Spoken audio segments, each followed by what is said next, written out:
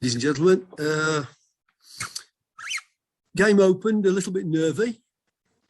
I think both teams realised that this was an important game to gain momentum and kickstart something. And I think both teams were a little bit edgy. We played okay. We made a few tactical mistakes, but I thought we started to play better and better, and the goal came. It was a good goal, and it calmed us a little bit, and I think we were more in command after that. Our movement at times around the box was excellent. The goals came. We put a couple of defensive things right at half time. We pressed very well from the front, and we dropped into a lower block when we should have done, and defended our goals well in the second half. And I think if we'd have been sharper and not over elaborated, if we'd have been sharper and more clinical in the second half, there may have been more goals for us. But very, very pleased with the result. Pleased with the character that the players have shown. Especially pleased for Keegan Dolly, because I think he was outstanding tonight. His pressing of the ball, his 1v1 play with the ball, without the ball, his hard work and endeavour, and also scoring the goals. Very pleased for him. And yeah, a good 3 points, and nice to give the chairman 3 points on his birthday. Thank you very much. Members of the media, it's your turn now.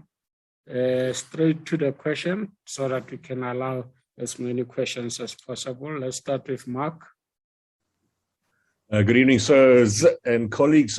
Stuart, can I ask you, did you have to do a lot of work on Dolly in terms of form, fitness? Because to be quite frank, he was fat when we first saw him for that Sundowns game. I mean, he looked really horrible. Was there a special program, or was it just a sort of natural thing that happens after sort of 8 weeks of intense training? He's worked hard.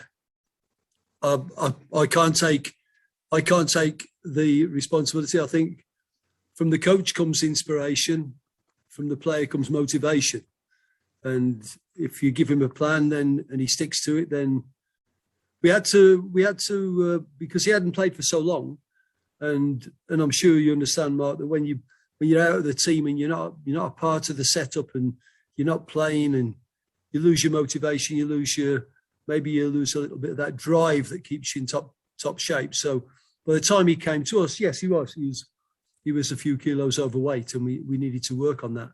And I didn't want to shove him in because the touch doesn't go, the vision doesn't go, the left foot doesn't go. So you're tempted to throw him in, but we've matched him pretty carefully up to where he is today. And I think today he's in good shape, and he's enjoying football.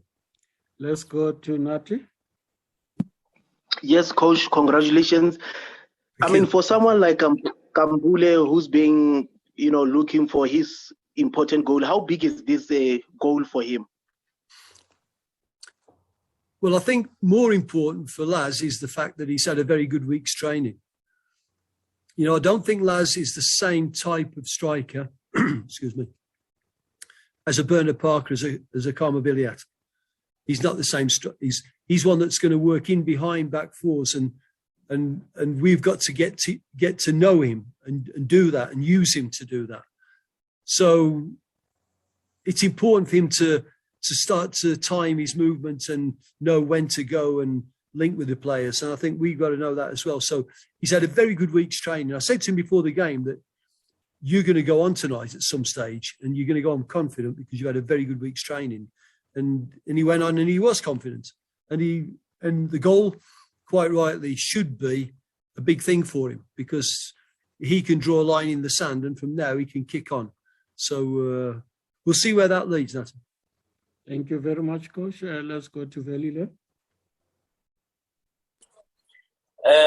Good evening, Coach. Congratulations on the Thanks, result. Just on not having a main striker and having now to have the false number 9s, and I was looking at the runs that Kama or even Keegan makes around that. do you think also you also in your planning you took advantage of how static the Chippa defense was, and how do you build from this, especially in terms of the confidence?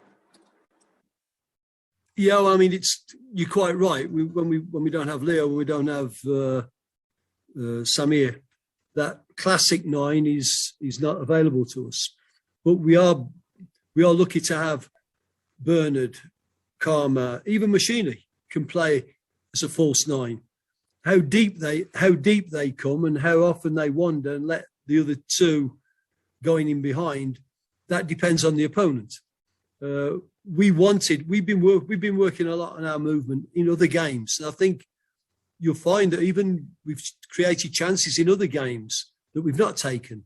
So tonight we create the chances and the confidence goes up, and when we score them and it kicks off from there, and our opponents, obviously their heads go a little bit down, and they've got to come out and have a go at us. So a lot of the things I've said are correct, but I don't think it's just for this.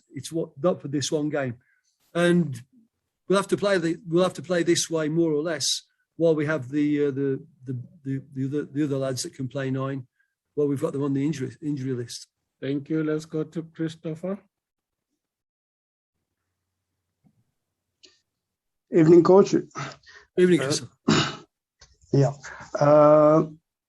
Coach, what becomes the best way forward from a coaching perspective that such a win, because I'm sure now the team is already trending when it comes to social media and all that, what becomes the way in your tactical and in your preparedness for next, that such a win doesn't get lost in the euphoria of all this, and then you go forward?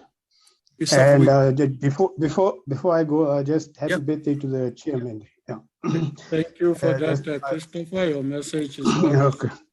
And we'll make sure the chairman is aware of your commendations.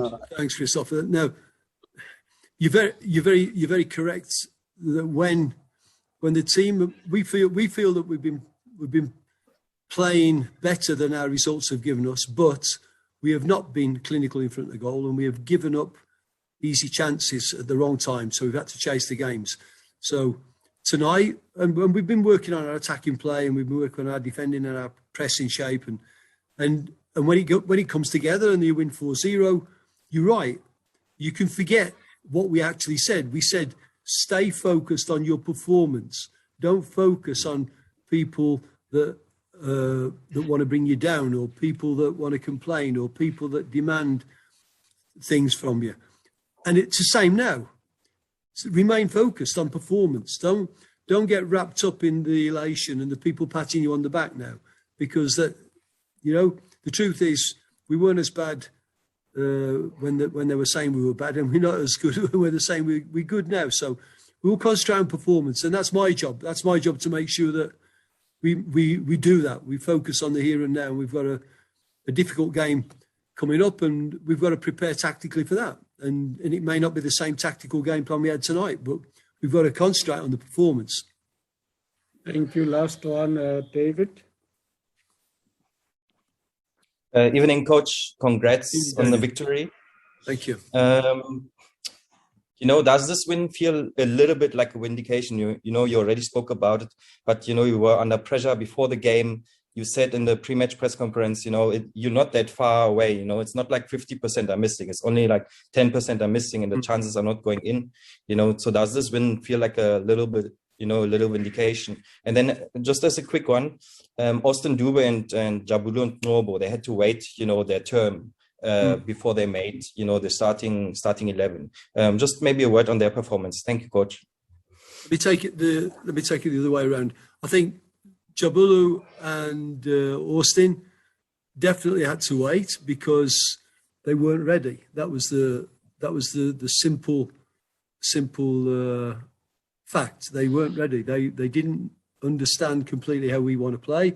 They didn't understand their role or the bigger picture.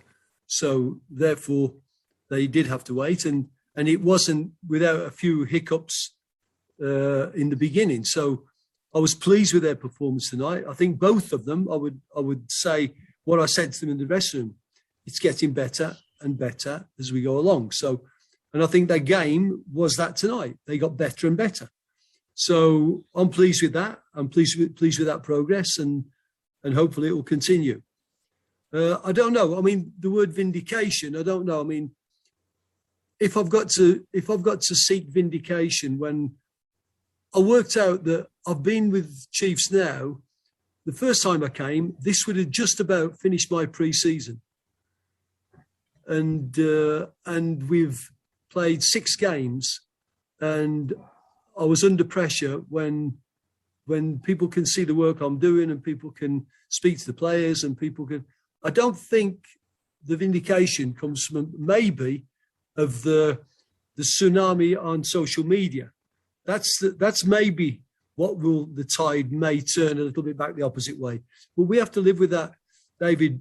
As coaches, we have to live with that continually. That will change backwards and forwards. So if I put myself under that much pressure that I've got to seek vindication, then I think I'm wrong, not the people. The people have got their opinions, and that's great. They're entitled to that. I'm the one that's wrong if I feel I've got to seek vindication.